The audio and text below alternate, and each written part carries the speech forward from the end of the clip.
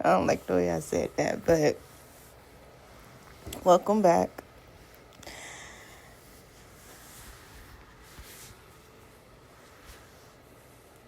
So I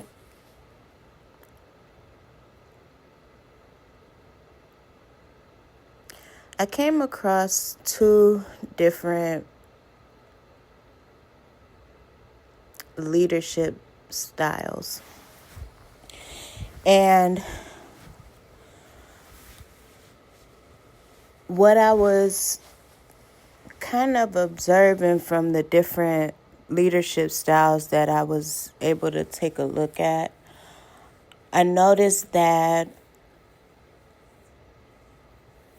one leadership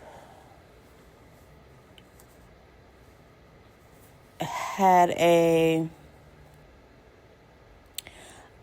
family dynamic mindset. And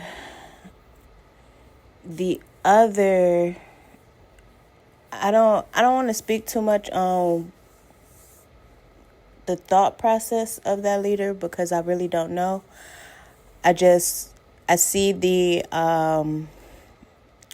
results of that leadership style, and I don't blame that person for whatever has kind of taken place with what's going on with their leadership. But from what I noticed is, I remember speaking to somebody before and I was just venting about things I didn't understand. And the advice that was given to me was, maybe they're looking at you for the answers. And to me, that didn't make sense because it was just like, why would people that seem like they have it together look to me for the answers?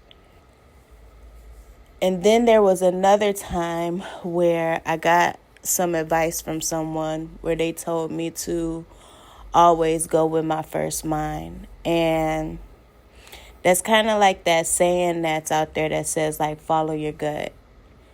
And I've been in situations like that quite often where kind of how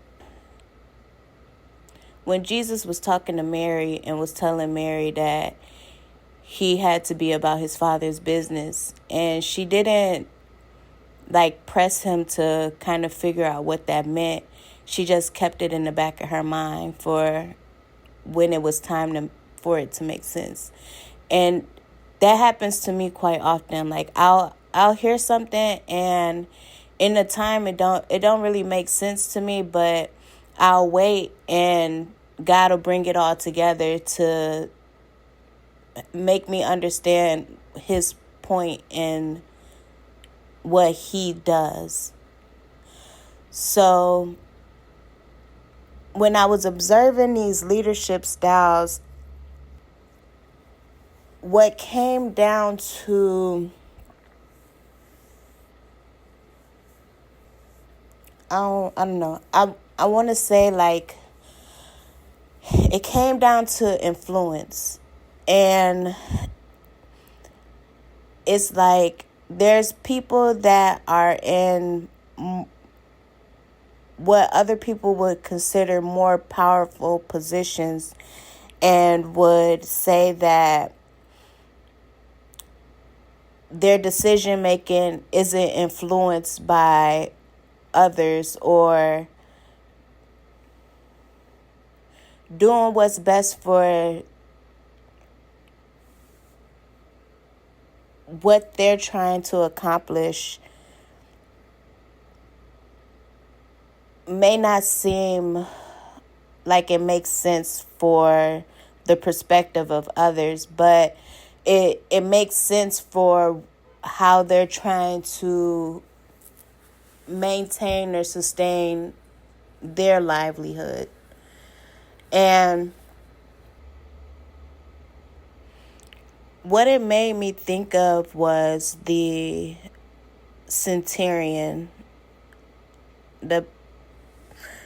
I know there's two versions of how it's mentioned in the Bible, but the one I just read is Matthew 8, 5 through 13, which pretty much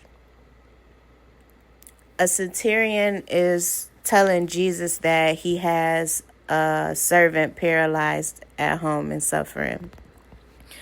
And he asked Jesus to heal him, but Jesus asked him, like, should he go with him to heal them? And the centurion is like, he's a person with authority, so he knows that he doesn't have to have Jesus come with him for whatever Jesus say to take place. And the way the centurion honored Jesus moved Jesus enough to want to help the centurion. Like, it made Jesus want to act on the centurion's faith because of just understanding authority and understanding honor. And in this passage, it doesn't go into details like the other one. I haven't looked up the other one, but the other one, basically, the centurion goes back and he asks, like, what time was the person healed? And he realizes that that person was healed the same time that Jesus told him to go pretty much check on his servant. And being able to see these different viewpoints pretty much shows, like, the characteristics of faith and of honoring and authority. Like, for the centurion to have that much faith, to know that Jesus, who Jesus is, like how important Jesus is in the hierarchy of authority, made him want to go reach out to him, knowing that he could heal him. But the faith stepped in where it was just like, I know you don't have to do anything extra, just do what you are, who you are, like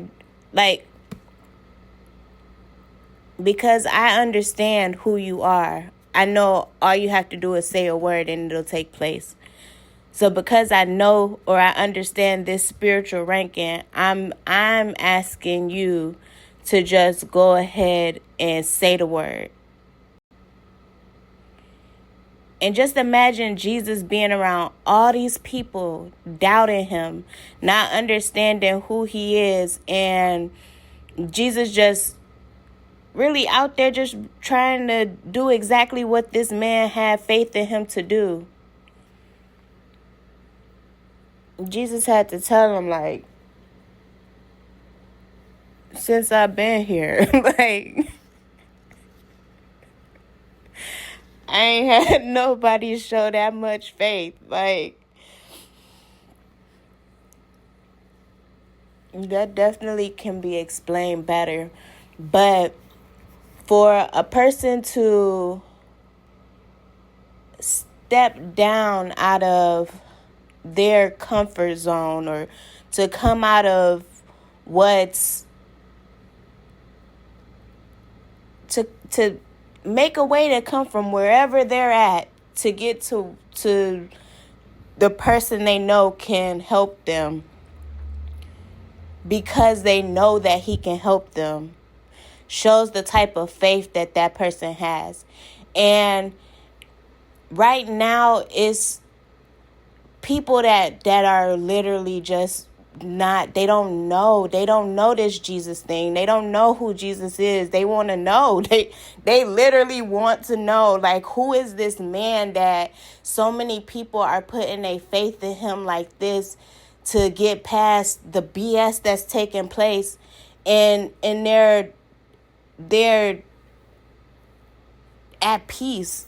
They feel safe. They don't they not taking everything that's been weighing on them and using it as a way to give up.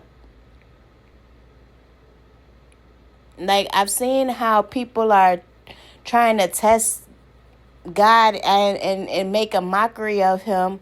But like I said before, like, all that's doing is allowing room for God to bring everything back around to show who he is and how he hasn't changed. But in the midst of all of that, he's still showing that the enemy is trying to slide his way in too, and take things that are natural and modify them to what it's not of God. That's not God. That's not what God does. That's not how God operates, and that's not what God wants. Natural.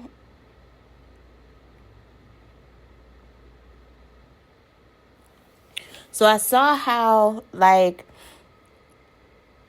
I was saying, things were changed so this person can get to where they needed to be able to show an answer that person needed to be able to get the help that they needed. But it's different when God does it than when it's done out of order, out of not spiritual ranking. Like, I don't know any better way of saying that. But God answers prayers. That's all I'm going to say.